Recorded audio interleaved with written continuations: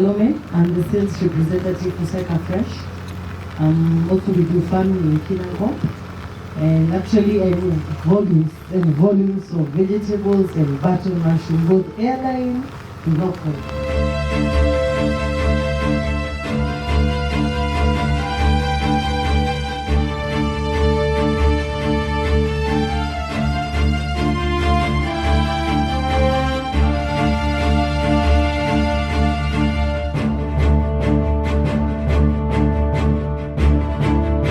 Even with the large operation that they run in Europe, some of the supplements like Sporobite and all that, you need to be really huge for that 0.01% change to make sense. Yeah.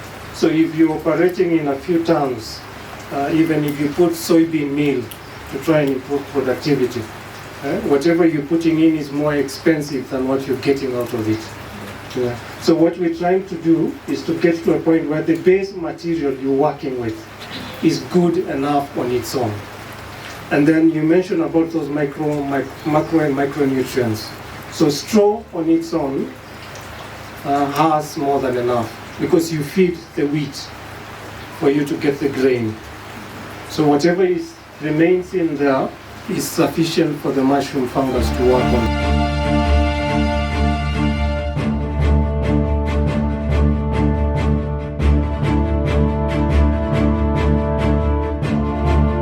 First question, what is the minimum cost that I would need to give me some optimum amount of profit, and how long would that take?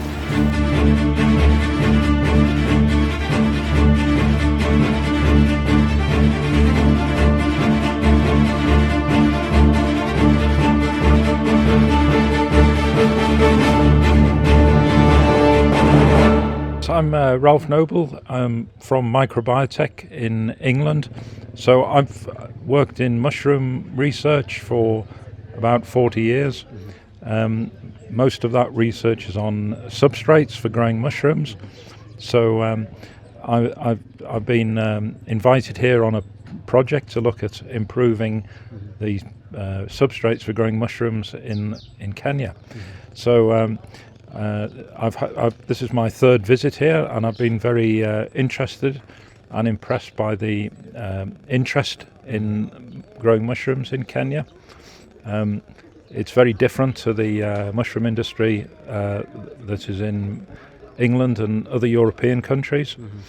I think there's a big potential for increasing mushroom production and consumption in Kenya. At the moment it's still quite a small industry, but I think it has huge potential for providing another vegetable crop into the Kenyan market. The industry here faces a number of challenges. They're completely different to the challenges we face in England. The substrates don't crop as well as typical European composts and casing materials. One of the problems is there isn't a good casing material. This is an essential part of growing mushrooms. We use a peat-based casing material which holds a lot of water. This isn't available in Kenya. So we found that that is probably one of the main reasons why the yields here are much lower at the moment than they are than what we get in European mushroom farms.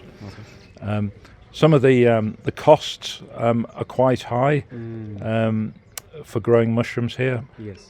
So we're looking at ways of trying to reduce the cost of growing mushrooms, finding cheaper materials.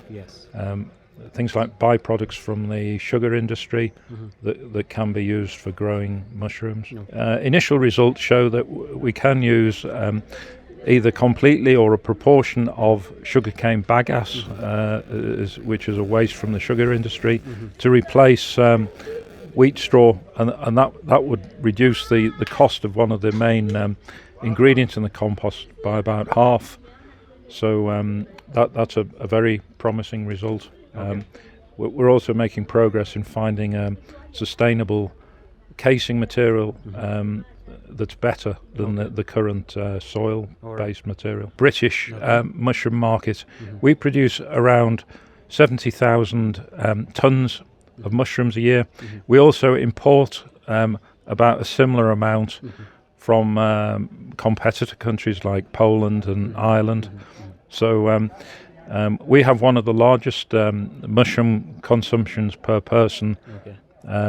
But the consumption is still increasing, and there's still a good demand for mushrooms. We're along with lots of other countries, eating less meat, and so people are eating more vegetables, and particularly mushrooms. So that's filling the gap left by people eating less meat. I've been involved in mushroom industry, as I say, for 40 years, and I'm familiar with eating mushrooms for even longer than that. When it never used to be a major part of consumption, but now it's most people buy mushrooms, and as I say, that consumption is increasing. As people become more vegetarian in their diets. So I don't think it's reached its peak yet in terms of consumption. It won't take 20, 30 years. I would expect big growth in the next 5 to 10 years. As the methods improve, as we find better growing substrates, as we adapt better to the challenging climate here, I think that will make mushroom production more efficient. I think at the moment every mushroom farmer seems to try to do everything from making the compost, the casing, and then trying to grow the mushrooms, and then sell, and also selling the mushrooms. We wouldn't do that. So there are specialist sites or companies for making different parts, and then obviously the British and European market's much more dominated by supermarkets. So there are a much smaller number of customers, and they're much smaller and very large customers. So the whole marketing of mushrooms is completely different to the Kenyan market. All right. Thank you very much. It was lovely to have you here. Like you said, it's your third time being here. And before I let you go, asante sana. Thank you for all the support you've given to us as the mushroom players in the country. And you're looking for growth, as you've said. It's something that is going to take time. And although it's going to take a shorter time than it took in England, we are glad to have you to hold our hand and to work with us. And like you said, we are yet to be done with the research. When the research is through, we are going to share the findings of the research, and we're hoping that everyone now will switch from what we've been doing before, and we learn the better way of growing mushrooms, so that we avoid a lot of wastages, we avoid a lot of cost, so that we can be competitive in the market. Once again, asante sana. It's been a pleasure, and I look forward to continuing our relationship and many more visits to Kenya. Definitely. Yeah. Asante sana. Karibu. I would want maybe in a few years' time, if you want to do casing, you can get something branded. Could be branded by our own individual, one of us companies, or the association. You don't need to keep, trial and error. You can buy casing material you can trust. It's in a bag, in a packet that's convenient to you. You don't need to go to the forest and start digging for soil. Okay? Something you can just add water and use it. Okay? Same if our hosts here are able to produce compost in bulk, spawn it for you. You get it ready. All you need to do is to concentrate on that. Okay? So the people around this region, why not come and talk to them and see whether you can benefit by doing it together. Okay? And then again, coming together in the region. So Western Kenya, your specialty and your needs may be slightly different because of the material. You can congregate around Bukura. Okay? They can do trials. Okay? They can run scientific trials like we do, give you the feedback, and then if you have challenges, you go to them and we work on it. So we need to do that as we go forward. We keep on asking, muko na ile mushroom ya kutoka Western? So I think you have some assignment also from your end. you grow your indigenous mushroom from that, and if it's possible, I think there's a market for it. My name is Vina Yeko Gitari. I'm a mushroom farmer in Kiambu. Which type of mushrooms do you farm? I do button, but I'm yet to venture into oysters and shiitake. Okay. Yes. So, Vina, we've been doing a research, like we've said, just to see how we can bring down the cost of production for button mushrooms. And we carried out a test between bagasse and wheat straw. And today we are just showcasing different results of what we're saying. What is your take about it? Wow, for me, I feel it's quite enlightening, and it will be good news for most of the farmers because, as you know, composting mushroom takes a lot of time, patience, and there's more you put in.